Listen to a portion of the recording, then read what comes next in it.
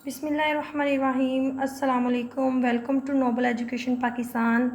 उम्मीद करती हूँ आप सब खैरियत से होंगे। आज हमने फ़र्स्ट चैप्टर की रिव्यू एक्सरसाइज का क्वेश्चन नंबर 8, 9 एंड 10 करना है। पिछले जो थे सवाल ये इनका लिंक आप लोगों को डिस्क्रिप्शन में मिल जाएगा। क्वेश्चन नंबर 8 है the sum of 3 consecutive odd integers is 51, find the 3 integers. कह रहे हैं कि 3 लगातार ओड नंबर को अगर हम सम करें प्लस करें तो वो 51 बनता है। मिसाल के तौर पर पहला अगर ओड नंबर 3 है तो दूसरा 5 होगा, फिर तीसरा जो है वो 7 होगा। मतलब लगातार 3 ओड नंबर को प्लस करें तो 51 बनता है। तो वो हमने इंटीजर जो है वो फाइंड करने हैं। तो सबसे पहले हम इनको लेट कर लेंगे इंटीजर्स को। Let X plus 2। अगर एक x है तो दूसरा x प्लस 2 होगा। मतलब कि अगर मिसाल के तौर पर पहला ओड नंबर 5 है तो उसमें 2 जमा करेंगे फिर ही जाकर 7 आएगा, अगला ओड नंबर आएगा। तो तीसरा ओड नंबर क्या होगा? x plus 4। मतलब अगर 5 है, 5 में हम 4 जमा करेंगे फिर ही जाकर 9 आएगा। 5, 7, 9 इस तरह से लगातार 3 ओड नंबर आएंगे। हम इनको यही कर लेंगे let x plus 2, x plus 4 are 3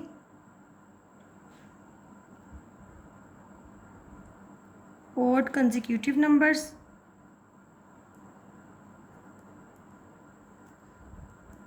integers then according to the given condition।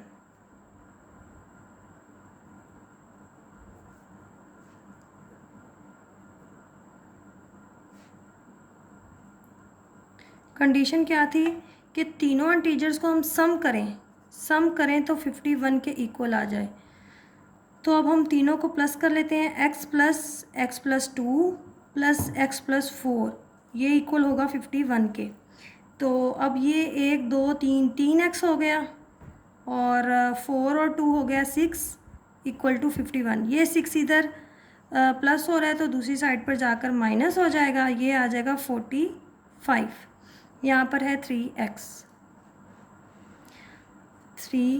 हमने x की वैल्यू फाइंड करनी है। ये जो 3 है ये एक्स्ट्रा है, ये इधर मल्टीप्लाई हो रहा है x के साथ, दूसरी साइड पर जाकर ये 45 के साथ डिवाइड हो जाएगा।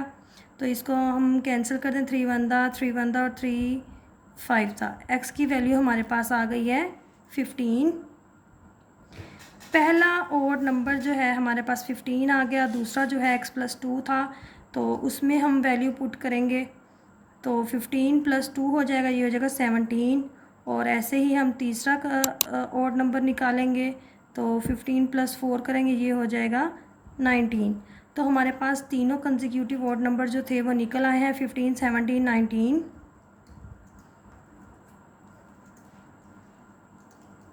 एंड में जो हमारा आंसर है इसको इकट्ठा करके लिख देंगे और ये 8 क्वेश्चन यहाँ पर कंप्लीट हो गया।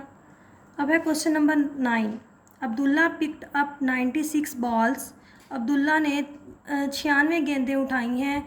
कहाँ से? 2 बकेट से 2 टोकरियाँ थीं। तो कहते हैं कि 2 टोकरियों से उसने 96 बॉल्स पिक की हैं, उठाई हैं।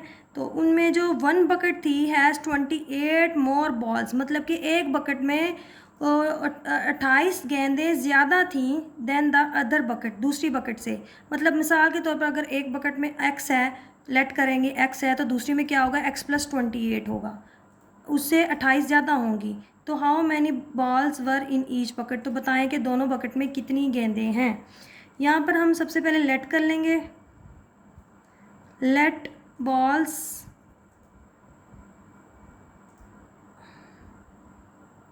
Are in 1 bucket is x। तो दूसरी में क्या होंगी?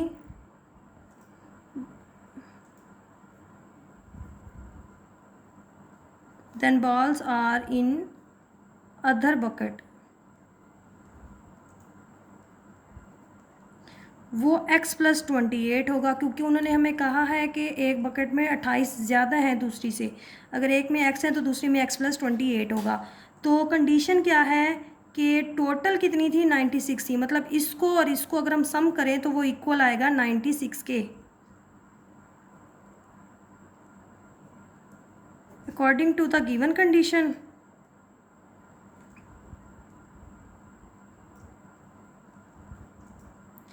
इनको सम कर लेंगे। x प्लस 28, एक्स और x प्लस 28 को हम प्लस कर लिया, इक्वल आना चाहिए 96 के। तो अब ये हो गया 2x plus 28 is equal to 96।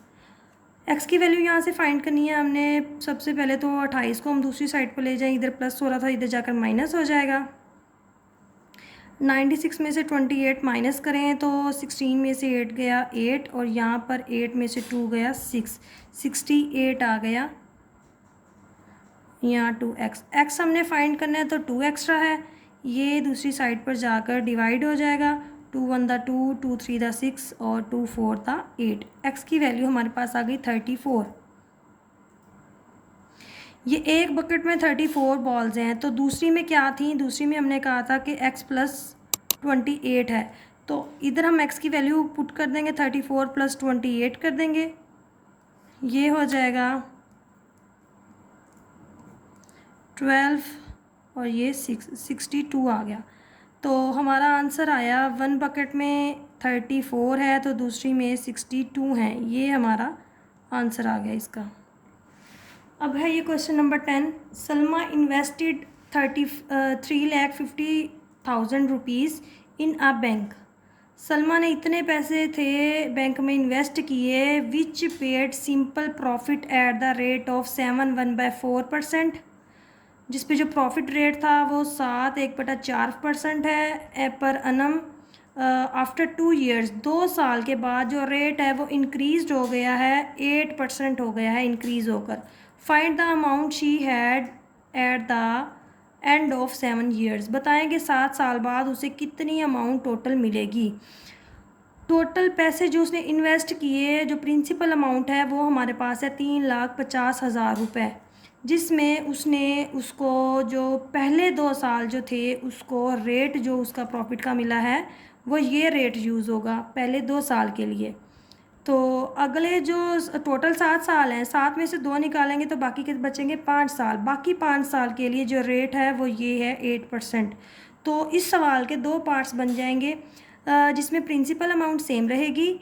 Rate हमारा पहले में हमारा 7/4% होगा और दूसरे में रेट 8% होगा। पहले में टाइम 2 ईयर्स होगा और दूसरे में टाइम 5 ईयर्स होगा।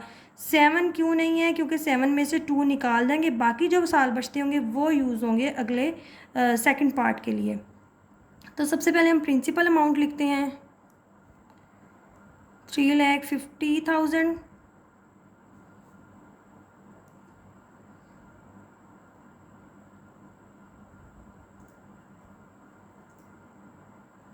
ठीक है, और उसके बाद हम इसके 2 जो हैं ये पार्ट इनको हल करते हैं। इस साइड पर जो एक जो उसका रेट है R जो है वो R1 हम इसको नाम दे देते हैं, ये होगा हमारा 7/4%। इसको हम मिक्स्ड में दिया इम्प्रॉपर में बदलें तो ये हो जाएगा 29/4%। R1 हमारे पास आ गया 29/4%। तो T1 क्या होगा, टाइम 1 क्या होगा, 2 ईयर्स, 2 ईयर्स। ठीक है, तो हमने उसका प्रॉफिट जो निकला हमने वो फाइंड करना है इन वैल्यूज़ को लेकर।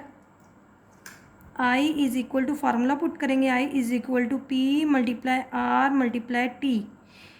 P हमारा सेम वही है, इधर हम 1 का नाम दे दें T को और R को।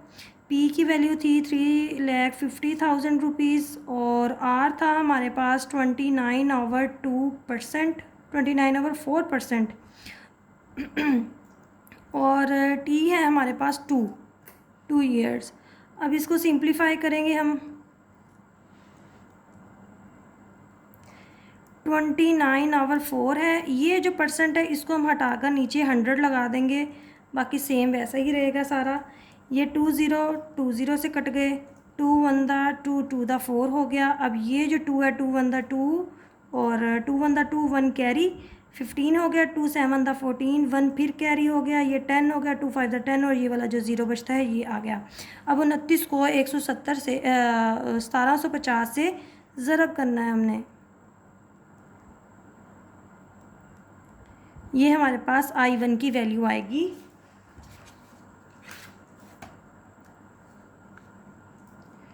29 मल्टीप्लाई 1750, ये आ गया 50750। I1 की वैल्यू आ गई है। अब सेम इसी तरह से हमने I2 निकालना है।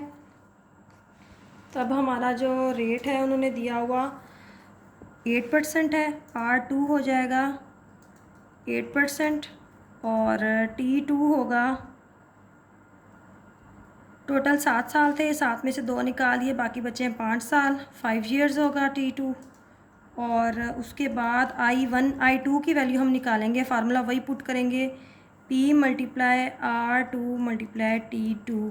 ठीक है, यहाँ पर P की वैल्यू वही रहेगी जो हमें दी हुई थी 3,50,000 रुपीज़, और R की वैल्यू हमें दी हुई है 8% और T की वैल्यू है 5 ईयर्स। अब यहाँ पर भी हम वही काम करेंगे कि परसेंटेज को हटाकर बटे के नीचे हम 100 लगा देंगे और ये 2 ज़ीरो इस 2 ज़ीरो से कट जाएंगे। अब इन सबको 3500 को, 8 को और 5 को, इन सबको हम इकट्ठा मल्टीप्लाई कर दें। मल्टीप्लाई 8 मल्टीप्लाई 5, ये आ गया 1,40,000 रुपीज़।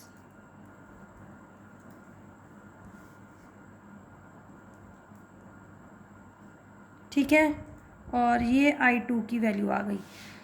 अब उन्होंने कहा था कि find the amount she had at the end of 7 years, 7 साल के बाद उसको कितनी अमाउंट मिली।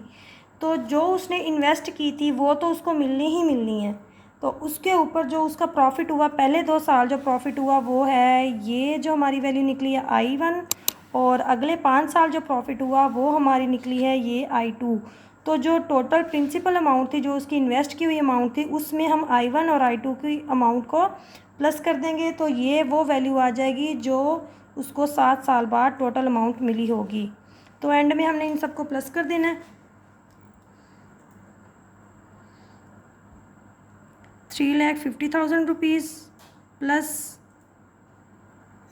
50,750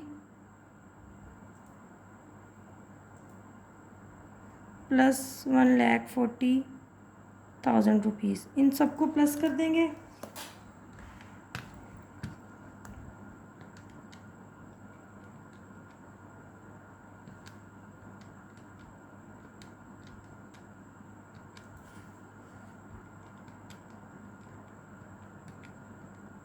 ये आ गया 5,40,750।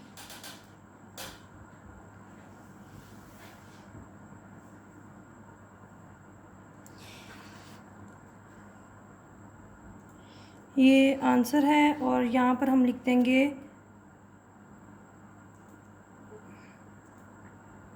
Total amount. ठीक है, ये आंसर आ गया।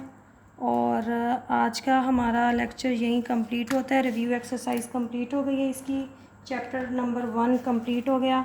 अब इंशाल्लाह नेक्स्ट लेक्चर में हम चैप्टर नंबर 2 स्टार्ट करेंगे। अल्लाह हाफिज़।